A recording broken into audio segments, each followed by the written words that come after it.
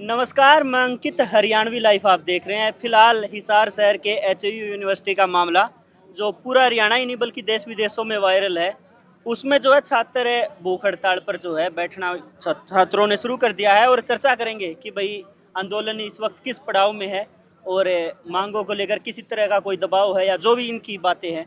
भाई साहब नमस्कार। नमस्कार भाई क्या साहब। नाम भाई? मेरा नाम मोहित है। अच्छा, आज आप भूख हड़ताल पे हो? हाँ जी सर। कितने बच्चे हो? सर हम 6 बच्चे हैं सर, और बाकी जो मतलब लड़कियां हैं सर, 6 लड़कियां हैं सर, और कुछ किसान के वो हैं सर, किसान हैं सर। लड़कियां भी भूख हड़ताल पे हैं? बिल्कुल सर।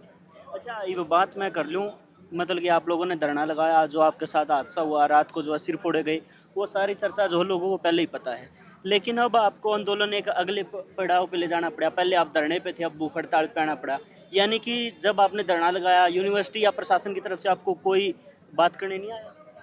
जब हमने धरना लगाया सर, उस टाइम कम से कम 3-4 दिन बीत जाने के बाद तक हमसे कोई बातचीत करने के लिए नहीं आया सर। हम्म, और यूनिवर्सिटी प्रशासन बल्कि उसके बाद से जो 3-4 दिन के बाद ही हमारे साथ षड्यंत्र खेलने लग गया, हमारे साथ मतलब ऐसी नीचता पे उतर आया सर कि हमारे बीच जातिगत भेदभाव पैदा करने के हम्म, लग गया सर। और उन्होंने इस धरने को ऐसे कह रहे हैं कि वो एक राजनीतिक मंच बन गया है। राजनीतिक मंच नहीं है सर, ये छात्रों का मंच है। छात्र अपनी आवाज़ उठाने के लिए यहाँ पर बैठे हैं, और छात्र अपने न्याय के लिए बैठे हैं। क्या यूनिवर्सिटी प्रशासन को अब भी लगता है कि जो उस दिन जो हुआ वो सही है? हम्म।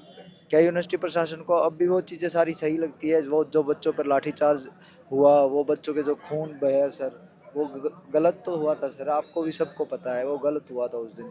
उसके बाद वीसी सर अब तक उन बच्चों से मिलने नहीं गए सर। बातचीत क्या, एक परिवार के मुखिया का यह फर्ज नहीं होता अगर उनके किसी बच्चे को चोट लग जाए तो वो मिलने जाए? क्या वीसी सर ये कार्य जब भी करते जब उनके साथ ऐसा हादसा उनके बच्चों के साथ होता सर? इतना क्या नैतिकता भूल गए हैं वीसी सर कि बच्चों से मिलना ही नहीं चाहते? इतनी क्या एरोगेंसी है उनके अंदर सर, बच्चों के साथ बात नहीं करना चाहते, वो मिलना नहीं चाहते। अब तक कोई बातचीत नहीं की है वीसी सर ने, ना कोई माफ़ी पत्र तक जारी नहीं किया है, और तो छोड़ो। कल एक कमेटी जो है आपको इनविटेशन देने आई थी, कुछ मतलब कि आप आपस में बात नहीं बन पाई, क्या वजह रही? सर जो कमेटी आई थी हमने उनसे सवाल पूछे थे सर, हम्म, जो बच्चों के मन में सवाल थे उन्होंने सवाल पूछे। हमने पहले 3 सवाल पूछे सर, हम्म, उनके पास एक भी सवाल का जवाब नहीं था सर। हम्म, कि वो कैसे इस चीज़ को जातिगत भेदभाव में करने की ढाल रहे हैं, और जो अब तक उनके ऊपर क्या कार्रवाई की है यूनिवर्सिटी प्रशासन कार्रवाई कर नहीं रही है। बच्चों को विश्वास ही नहीं रहा सर उनके ऊपर सर। अब बच्चे क्या बातचीत करें सर? उन सवालों के जवाब नहीं दे पा रहे, हमें मौन खड़े हो जाते हैं। हमारे जो डीन पीजीएस कहते थे जिसका ब्योत होगा वो एमएससी कर लेगा, वो एमएस पीएचडी में एडमिशन ले लेगा। क्या यहाँ पर मतलब इसका मतलब तो ये है सर, गरीब लोगों के बच्चे यहाँ पर पढ़ ही नहीं पाएंगे। बिल्कुल। हम तो अपने हकों की लड़ाई लड़ रहे हैं सर, और ये कोई राजनीतिक मंच नहीं है। हमने सभी से समर्थन मांगा था।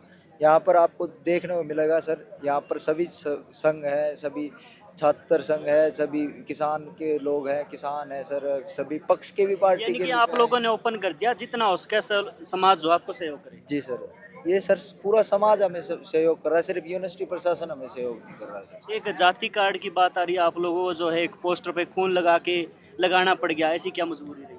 सर जो यूनिवर्सिटी प्रशासन कूटनीति खेल रहा है तो हमने उसके जवाब में वो कार्य करना पड़ा है सर, कि आप बता दीजिए हम में किस जाति का खून है, ये जो इस कार्ड पे लगा है ये कौन सी जाति के खून के वो है सर। भाई क्या नाम है आपका? मेरा नाम निखिल है। कौन सी क्लास में? मैं एमएससी फर्स्ट ईयर में हूँ।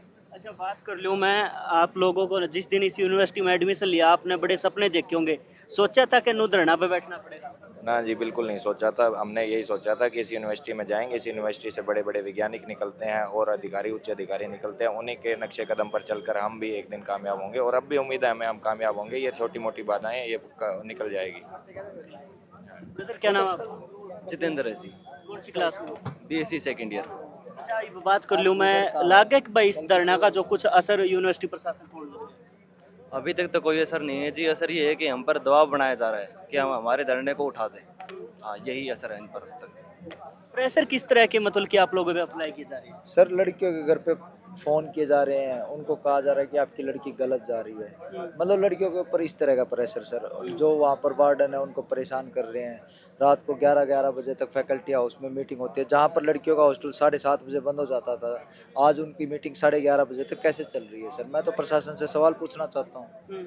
लड़कियों को वहाँ पर 11:30 बजे तक फैकल्टी हाउस में रखने का क्या हुआ? कल को उनके साथ कुछ ऊँच नीच हो जाए, क्या प्रशासन जवाब दे देगा? प्रशासन अब तक जो बच्चों को चोट लगी है उसकी जवाबदेही तो दे नहीं पा रहा। कल को किसी लड़की के साथ कोई हादसा हो जाएगा, उसकी जवाबदेही दे देगा प्रशासन। हम भी सर यहाँ पर धरने पर, जब लड़कियों का हॉस्टल का टाइम होता है उसी टाइम लड़कियों को भेज देते हैं सर। प्रशासन उन्हें 11:30 बजे तक कैसे रख सकता है सर? आप लोगों ने जो है कैमरे भी लगाने पड़े। बिल्कुल सर, हम लड़कियों की सेफ्टी को लेकर और जो हमारे धरने की सेफ्टी को लेकर हम पूरे सजग हैं सर। कोई ऐसा हम कार्य नहीं होने देंगे जिससे हमारा धरना, हमारा प्रदर्शन खराब हो जाए। बिल्कुल। क्या नाम ब्रदर? सुधांशु। कौन सी क्लास में? मैं एमएससी फर्स्ट ईयर में। अच्छा, क्या कुछ इस धरने के बारे में कहना चाहोगे? क्या जी, ये गलत ही हो रहा है हमारे साथ। बच्चों की कोई सुन नहीं रहा है। प्रशासन ने कुछ अभी तक हरकत नहीं की है। जिन्होंने हमारे ऊपर हमला किया उनमें से एक सिर्फ राधेश्याम, जो हमारे प्रोफेसर थे, उनको एक बस दिखावा सा ही किया, उनकी गिरफ्तारी कर ली। उस वीडियो में आप देखोगे तो उसमें एक से ज़्यादा गुनहगार है। बहुत सारे लोग यानी कि डंडों से आप लोगों को अब तक है प्रशासन जो है संतुष्ट नहीं कर पाया। प्रशासन भी नहीं कर पाया है। और वहाँ पे मौजूद थे वीसी साहब और सारे हमारे रजिस्ट्रार सर, उन पे भी कोई कार्रवाई नहीं हुई, बल्कि वही हमारे स्टूडेंट्स के खिलाफ नोटिस पे नोटिस निकाले जा रहे हैं। यहाँ पे आके बोलते हैं कि हम बच्चों के साथ हैं, वहाँ पे जाके हमारे बच्चों पे केस दर्ज कर देते हैं। कुछ नहीं पता किस पे कब कोई केस दर्ज कर दे। प्रशासन पे से बच्चों का यकीन उठता ही जा रहा है। जैसे जैसे हम हमारी मांग पे रुक रहे हैं, वैसे वैसे प्रशासन अपना और असलियत दिखाए जा रहे हैं। बच्चों को डराना, धमकाना, प्रेशर करना, पूरा दबाव बना रहे हैं। घर वालों तक को फ़ोन करके डराए जा रहे हैं।